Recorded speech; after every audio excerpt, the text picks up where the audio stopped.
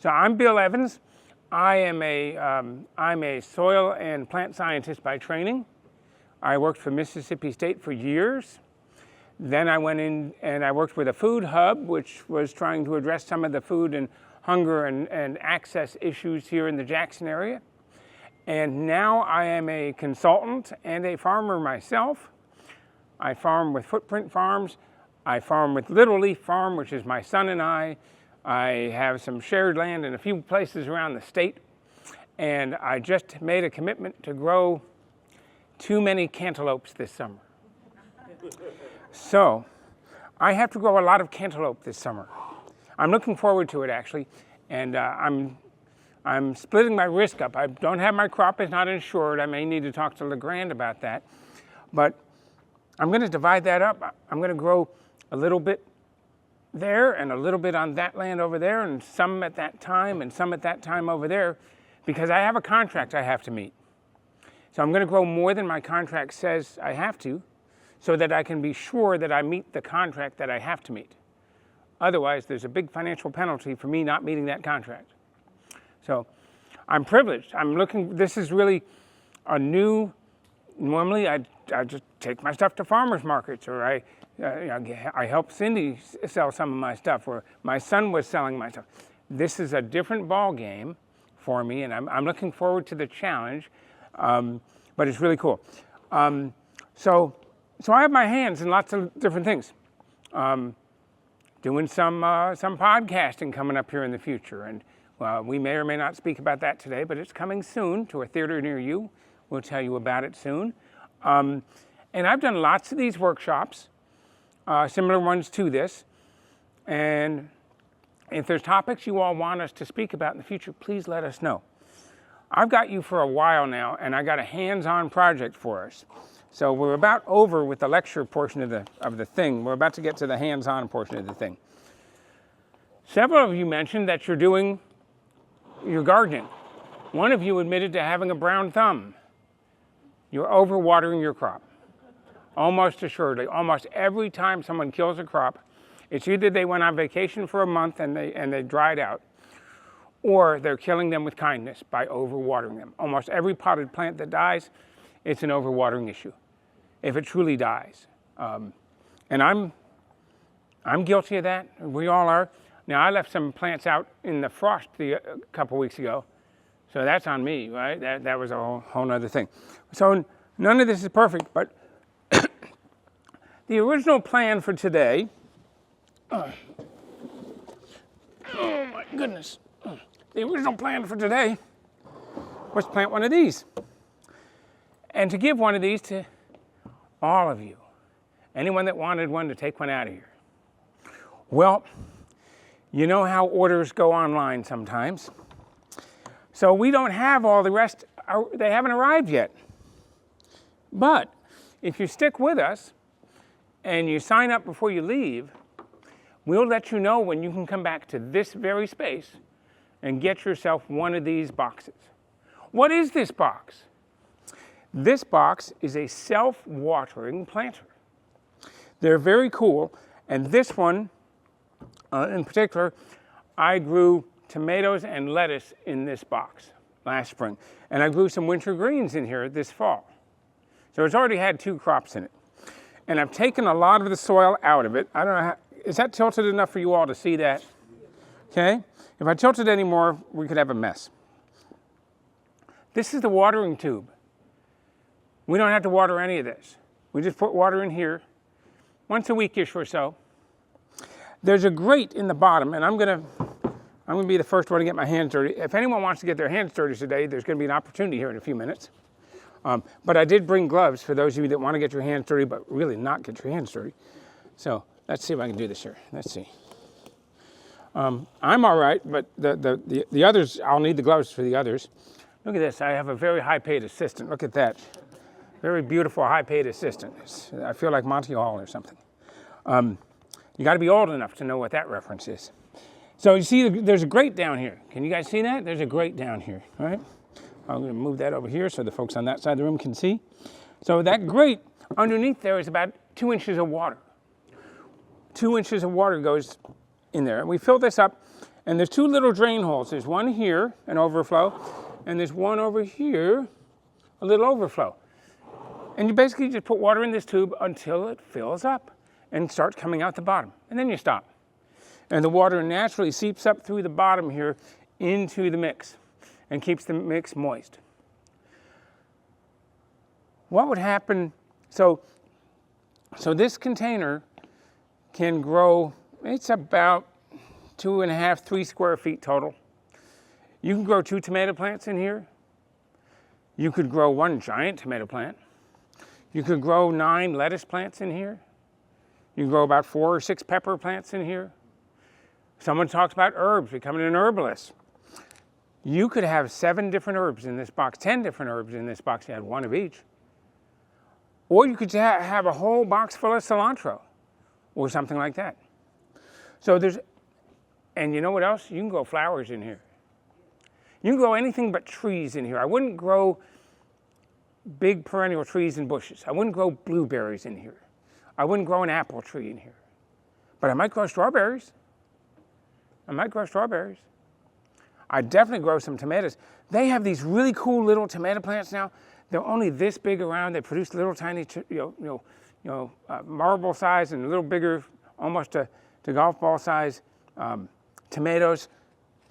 All in 50 days or so. You could have a bunch of those in here. You could have 6 of those in here. That'd be fun. But they're pretty straightforward to do. So this is going to arrive, and it's going to arrive with that grate that I showed you in the bottom. They come with wheels. This one doesn't have its wheels on it right now, but there's a hole for a wheel on each of these, so you can wheel it around on your patio or in your house. And we'll talk about what you do if you're going to grow this in the house in a minute. But basically, you install the grate, and if there's any wicking material, which is like a candle wick, but like a shoestring type thing that comes up into the media, some of these boxes have that, some don't. If that's in, you have to install those according to the directions. And the directions for this are a simple 1-page sheet. They're just 1 front and back sheet. There's nothing really to it. So you put the grate in, put the wick in, then you fill it with good potting soil, good potting mix. Okay? Why don't we use field soil in any pot? No matter whether it's this pot or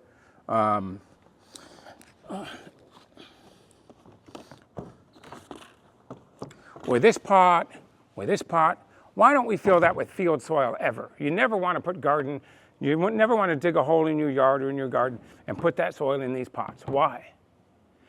Because in nature, soil, the water in the soil moves everywhere. It goes down in the soil and it moves in 180 different directions. Right? It goes straight down, it goes at an angle down, it goes to the side, it goes to that side, it goes to that side, it goes to that side. In this pot, it can only go down and out these little holes. It can't go to the side. So what happens on a sunny day is this black pot dries out the sides real fast and the center stays wet. Or the whole thing dries out so fast while you're at a work day and you can't water it. So we have designed fancy potting soils, like this guy right here. Let's see, this thing is 55 pounds. I'm going to see if I can get it up on the table here. There we go. Okay. There we go. Oh, muscles. My doctor is going to be excited. So this stuff is made. And there's all kinds of brands. This is one that is marketed here in Mississippi by a company called Chulahoma Supply. And in fairness, I'm compensated to a degree by Chulahoma's Horticultural Supply. But it looks like this stuff, right? And I'm going to walk this around the room because you guys can't see this. Well, in a few minutes, I'm going to invite you all up here. So you'll be able to see it. But so the little white stuff in there is an expanded volcanic rock called perlite. Most of this mix is peat moss, naturally mined peat moss. Sometimes you have that little shiny, sparkly stuff in there that you see sometimes in potting soils. That's called vermiculite. It's an expanded mica. You take mica, which is a shiny rock that has like sheets to it. You put it in a 2,500 degree oven and it puffs up like popcorn. So that's, and then there's a little bit of fertilizer in these mixes. Sometimes there's some bark, sometimes there's some charcoal. There's definitely usually limestone in it. There's what's called a wetting agent, because peat moss doesn't like to get wet once it gets dry.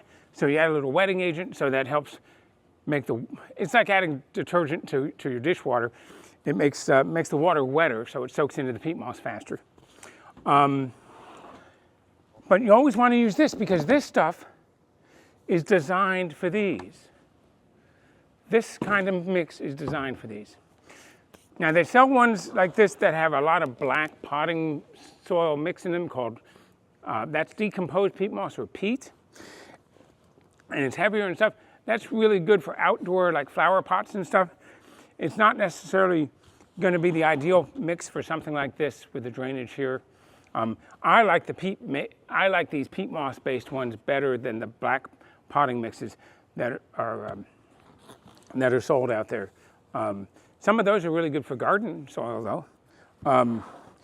And you can add these mixes to garden soil. I mean, but this bale, that's compressed, right? That's compressed.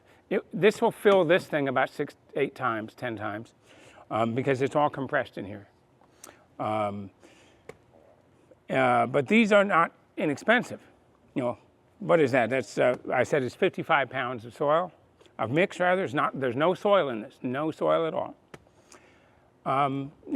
They go for, depending on the mix, a bale like this goes for between $45 and $65 now. But it'll fill, this bale will fill 10 of these. So you're only looking at $5 a container for the thing. So I've taken most of the soil. You had a question? Yes. Dr. Bill, you said there's no soil in there? There's no soil in these. These are soilless mixes. The question was, is there any soil? There is no soil in these mixes, and I don't want you putting soil in pots. I don't want you using your garden, the soil from the garden or in your farm. I don't want you using that in pots, because you can't keep it watered correctly. I can't keep it watered correctly. No one can. The gentleman with the expertise in the back with the irrigation systems and stuff, they can't keep it watered correctly. They can do better than most of us probably, but they can't. It's just the natural soils are not good in pots. So in the 60s, they invented all these things here. Yeah, we got another question here. Yes. I was just going to ask, so what about a bottomless raised bed? Bottomless raised bed is a different animal. So if you're making a raised bed, and there are some great raised beds developing in the Jackson area. The Jackson Public Schools has a big garden now at their Environmental Learning Center. I hope you all can see it someday. Blackburn Middle School has some great gardens. We're helping install a garden at Johnson Element. Anyway, there's all kinds of great gardens in the Jackson Public Schools right now.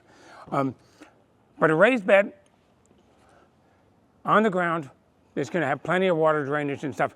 Regular soil can go in that.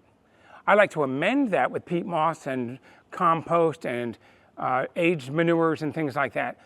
But a raised bed they're much bigger. Water moves to the side better. Water moves down through into the soil. Even if you put a weed barrier down before you put the bed down, the water moves right through that weed barrier, so it's not a problem there.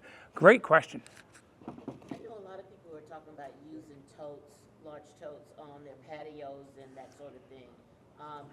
But if you're going to use like a plastic tote, you need to put a hole in it, right, for the drainage? Yeah, so the question is drainage in a tote type pot. So imagine we wanted to turn this into a container for growing vegetables or flowers in, right? So I would do at least two things with this. First, I would do what you suggested. I would drill some holes in it. And I would drill my holes with at least a 1/4-inch bit, if not a 3/8 or wider drill bit. So there's enough, so the holes don't get clogged easily. You don't want the holes getting clogged easily. So this might take 8 holes like that. See how big these holes are? They're not going to get clogged with, like, if you had a small hole and a piece of this perlite got caught in it, and I don't know if you guys can see that there, but if that got caught in a small hole with a small drill bit, that wouldn't drain anymore. But with these big holes, that just falls right out. So, and water would move right out. And that's all going to grow together. You're going to lose a little bit when you start with a bigger hole. But in very short order, when water hits this, it's going to start binding together and not come out the holes anymore. So to any significance, right? So you can put a tray under this to catch the water. Don't let it sit. Like if you have a tray under here though, don't let it sit forever. The other thing I would do with this, because you don't want the roots to be wet all the time. You want it to be moist but not wet, not standing water. The other thing I would do with this particular tote, or this planter is opaque. This one's opaque, light doesn't go through it. Light doesn't go through this, and light doesn't go through the big one. Light goes through this, and when light goes through the pot to the roots, you get algae and stuff like that, and the roots start acting funky and all kinds of things happen. So I would go to the store and I'd buy 2 cans of paint. I'd buy a can of white spray paint and a can of black spray paint, or a can of a color other than black, plus black. But I'd buy black plus one other color, a lighter color. And I'd first spray the inside of this with that lighter color, whether it be white or yellow if you want yellow to make it pretty or something. If you did yellow, this would all look green on the outside. If you did red on the inside, this would all look purpley because it's blue. But then after that first coat of color dried on the inside, then I'd come through and I'd paint it black. Then I'd paint black on the inside. You won't see the black on the outside because you painted it red or yellow or white, right? And the white's good because it reflects the heat, the light. So the roots aren't going to get too hot. You don't want the roots to bake in here, right? So, but then I put black in here, and that's going to keep the light from coming in. But it's going to be hidden. So now you can just do black. If you're okay with it being black, go for it. But if you can't see light through the pot, you don't have to paint the pot on the inside. And you don't have to paint the pot. But horticulturally, we like to have opaque pots because of managing the root system. Roots naturally, they don't have light, right? They don't have light. So we have that. So now, I got another question. Awesome. This is great. I'm always very conscious about growing food in plastic, and I know that a lot of our food comes in contact with plastic. Yeah. Hopefully it's food appropriate. Yeah. So when we buy, materials to garden with, I don't know that would be food grade. So would that be something that you would recommend grow food in? If it's not, does it need to be food grade? I'm asking. You certainly don't want to use something that had odd chemistry in it. Like, I wouldn't take a bleach container and start growing food in it. I wouldn't cut off the top of a bleach container and start growing food in it. And yes, microplastics are everywhere now. So we can't get around it.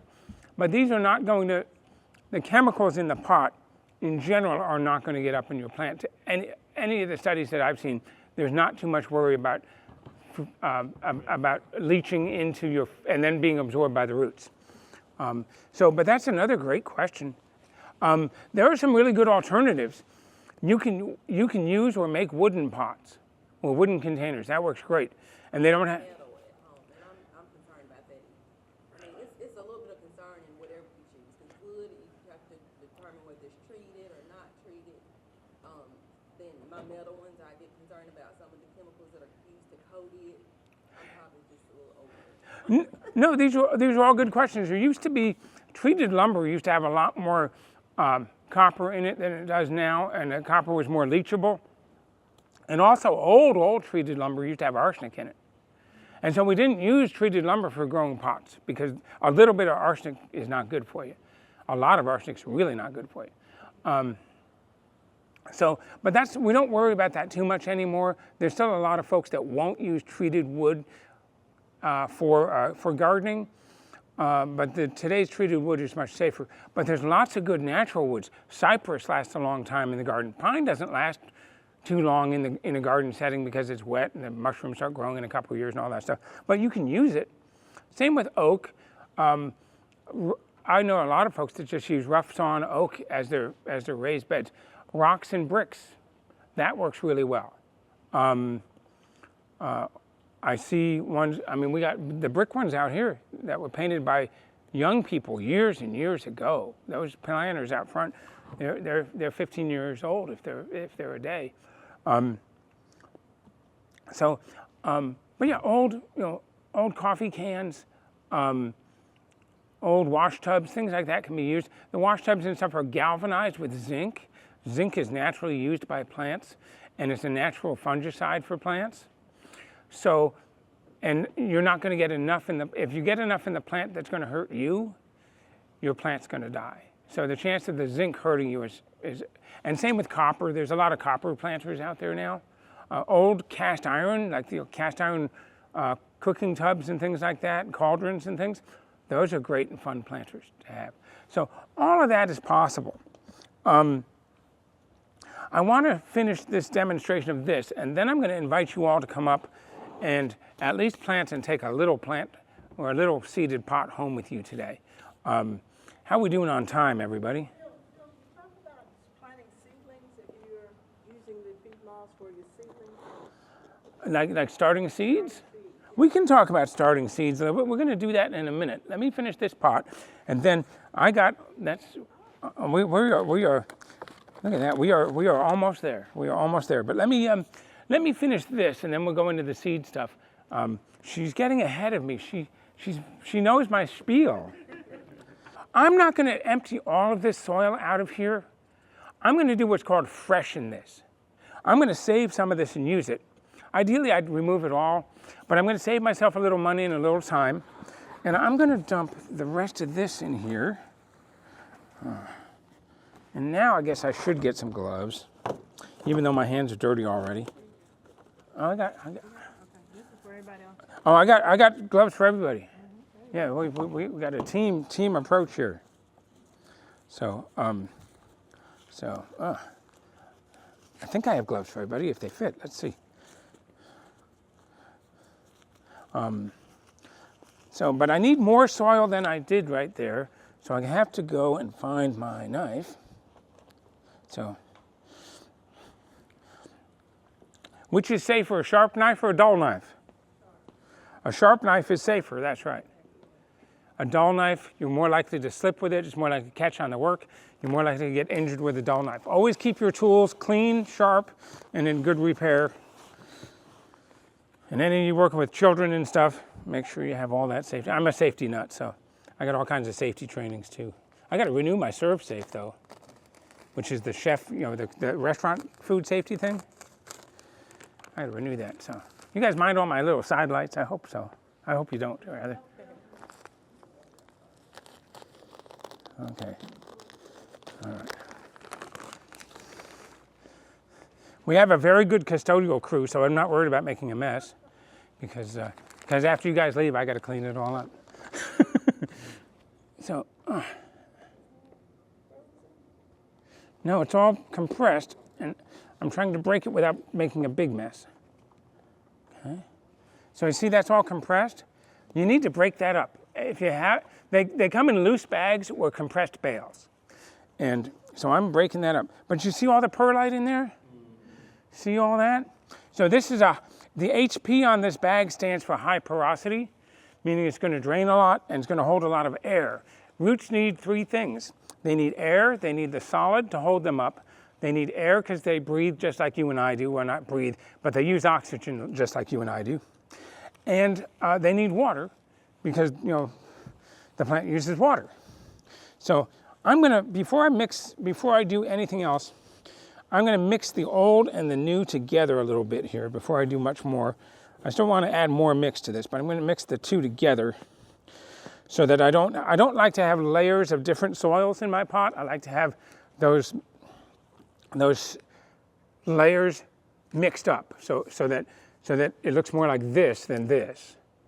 Right? I don't want it like that. I want it more, so that there's a little bit of, so that's, I don't want a straight interface because the water will fill up the top layer before it starts filling up the second layer. And then you'll wind up with flooding at the top. Yes, sir? How long would you use that soil to roll?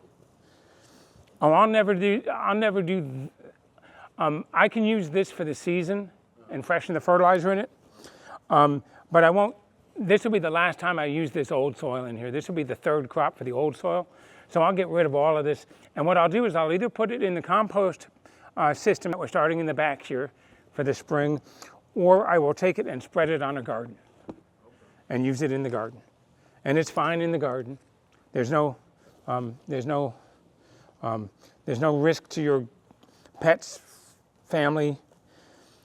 the environment.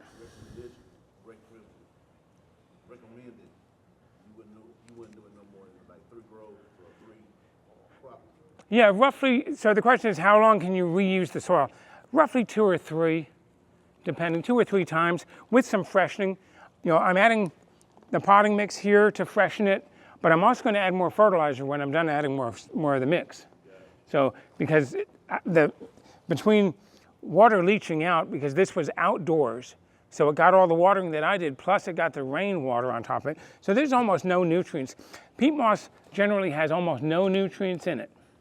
They add a little bit of starter fertilizer to this, and I've got some other fertilizer I'm going to add to this. I'm going to show you how this would be done if it was starting from scratch. They like on this particular model, it comes with, and I don't have it here today, it comes with a bonnet, a plastic top. And the plastic top is fabric. It looks like a fitted bed sheet, right? Or a hair, you know, the hairnet that the ladies sometimes wear with the gusset around, you know, with the elastic around the edge. So it's going to sit over this. And the only way that works really well is if you fill this all the way up to the very tip top, because then you're going to cut slits in that bonnet and plant into that bonnet. Cut slits in that bonnet and plant in through that, whether you plant seeds or you plant plants.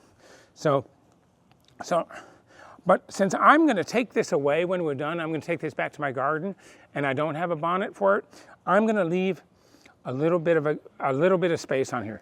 It's about 2 inches down now. I'm going to take it to about 1 inch below. That way the soil doesn't fall out all over the patio and stuff. And it won't. Once you have that bonnet on, you won't have that problem, because the bonnet's going to shed the rainwater, except for a little bit where your slits are, and you're going to always water it just through here.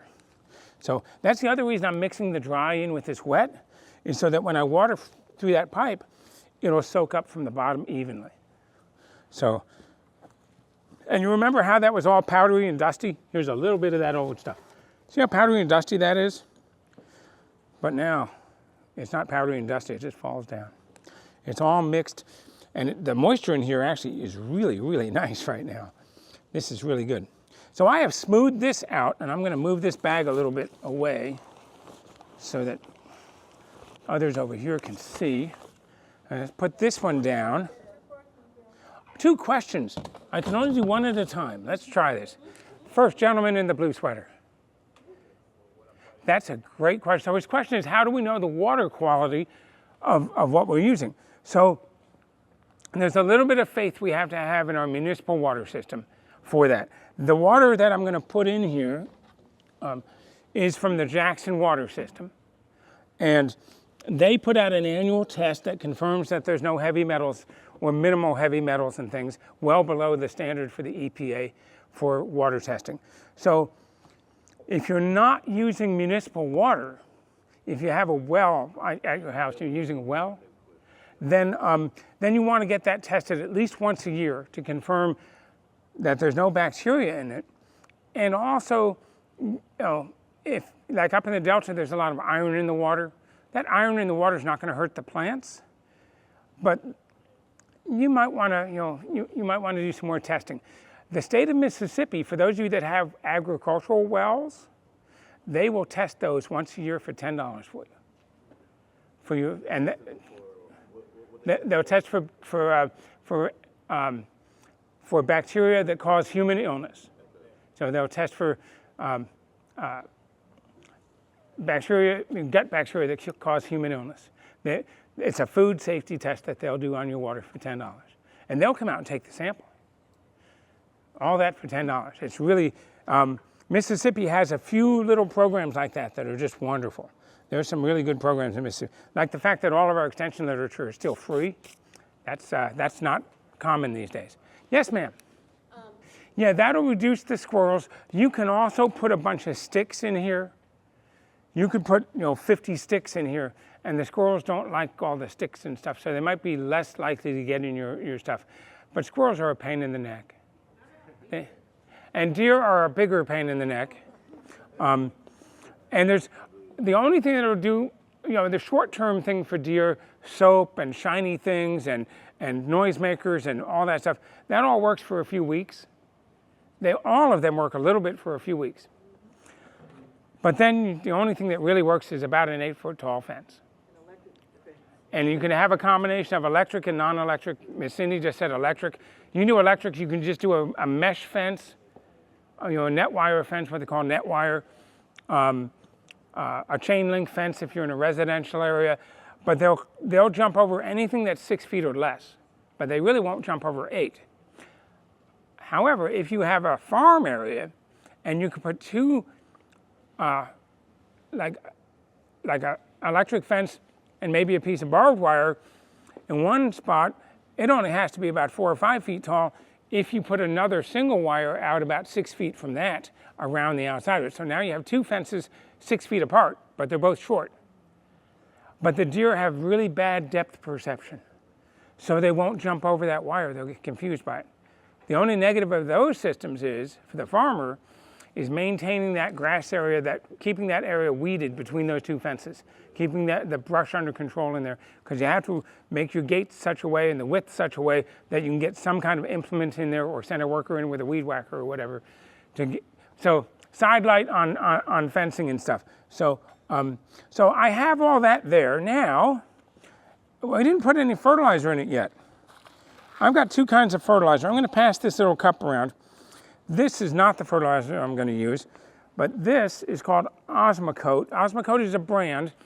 The type of fertilizer it is a slow-release fertilizer. That will release the fertilizer over a period of weeks. And depending on how it's coated, depends on how fast that fertilizer will be released into your pot. It's great for potted plants because you can fertilize at the beginning of the season and not have to go back and put fertilizer in for 60, 90 days, if at all. So it's really good for that. We're not going to use that. I've got I've got an organic tomato and vegetable fertilizer here. And this has, let me tell you what this is made of. This is made of fish bone meal, which is usually cow bone, feather meal, chicken feather meal, alfalfa meal. Alfalfa is a clover-like plant. Potassium sulfate, a small amount of that. That's a natural salt that has potassium in it. That's allowed in small amounts in organic fertilizers. Fish meal, kelp meal. Kelp is seaweed. Rock phosphate, and kelp flour, F-L-O-U-R, flour. So that's just finely ground up kelp. So organic fertilizers tend to be slower released than synthetic fertilizers, and that the other fertilizer I passed around, the coated slow release fertilizer, the rains won't affect its release too much. Heat and water will, and it'll be a little faster in Mississippi than it will be, say, in Michigan. But in general, once you apply that, you don't have to do it again. So I'm making a trench in the bottom of this, in the top of this thing here.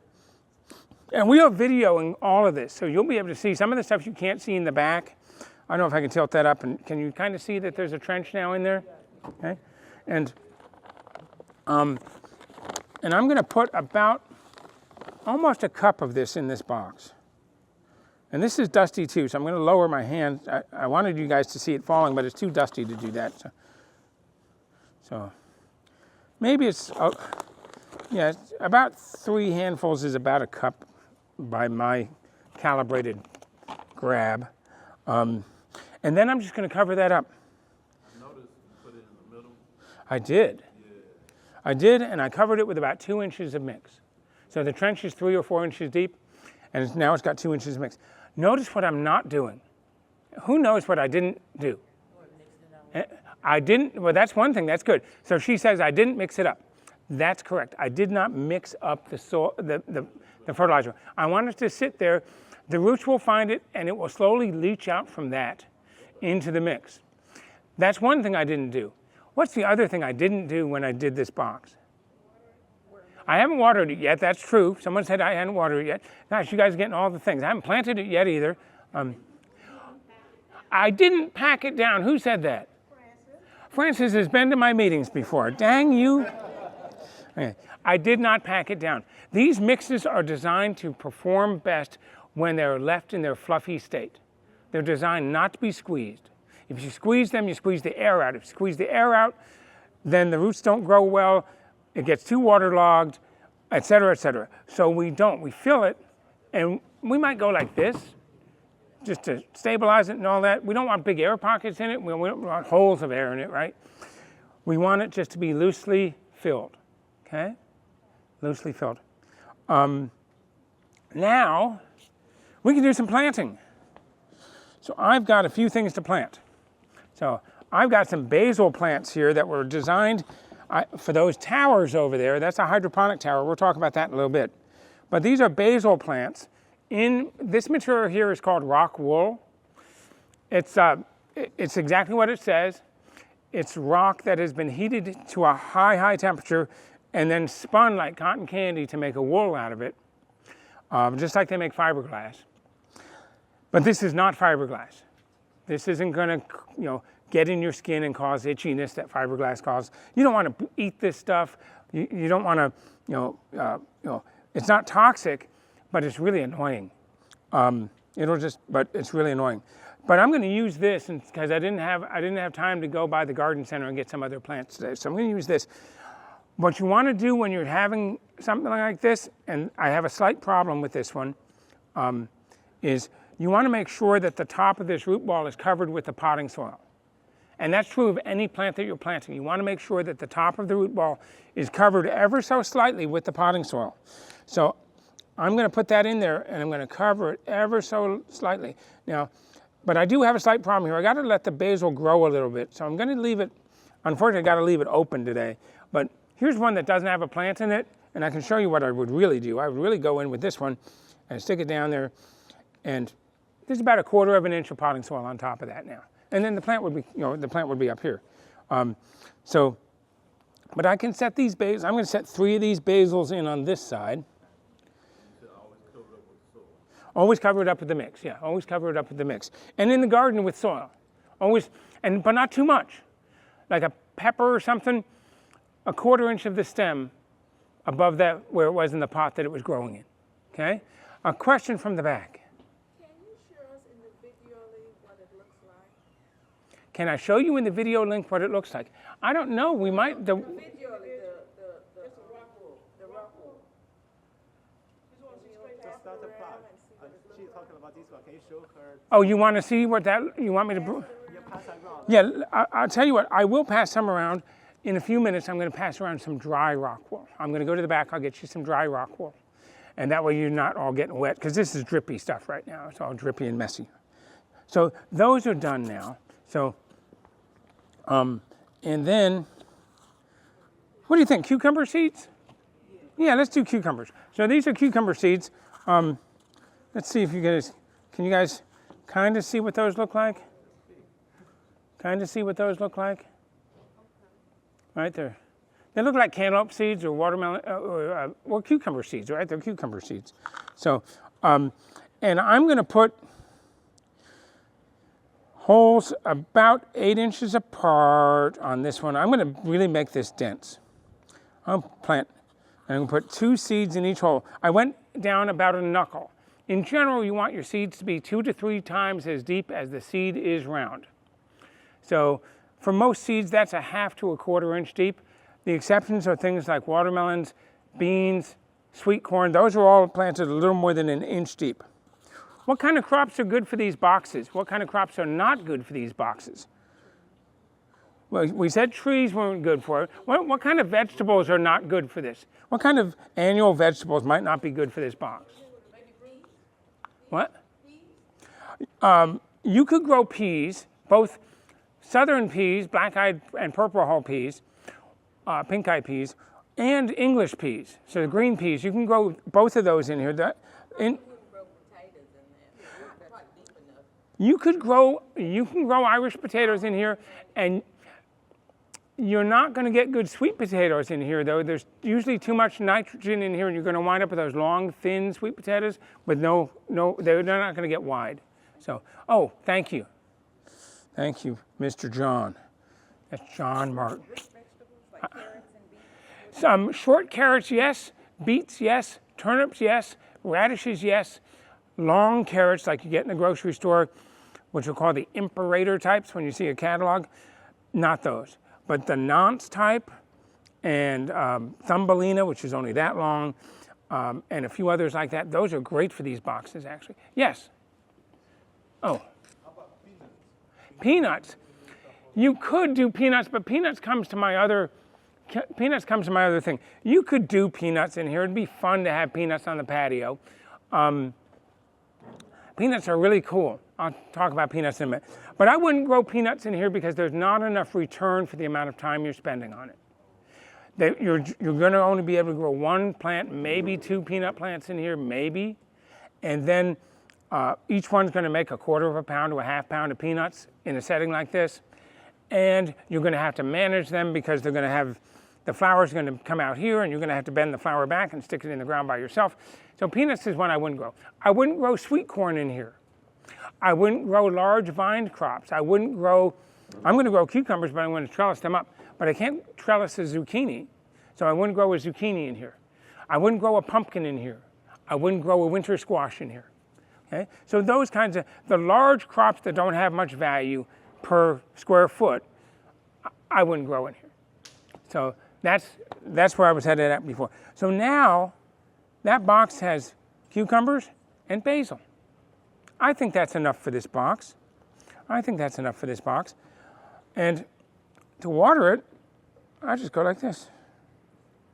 And that basil's gonna help keep cucumbers safe from pests. The basil, yeah, some of the herbs that we grow, basil's one, rosemary's a good one, a few others, geraniums, and that onion family, garlic and onions. You can do garlic and onions in here too.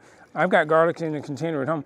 So this, if I pour this into that tube, because I don't have the attachment for this, I don't have this kind of spout on it, I'm going to make a mess. So I'm not going to finish watering this now, and besides I got to move it when we're done. But I would water it until water started coming out these 2 holes on the sides to get it started. And that's going to allow the water to move back up. I don't have to do anything else to this box now except wait. And I can put it outside. I'm not worried about the rain. It's got enough fertilizer to grow all those crops I just said. The basil roots will start growing this way. The cucumber roots will start growing that way. That's basically a done box.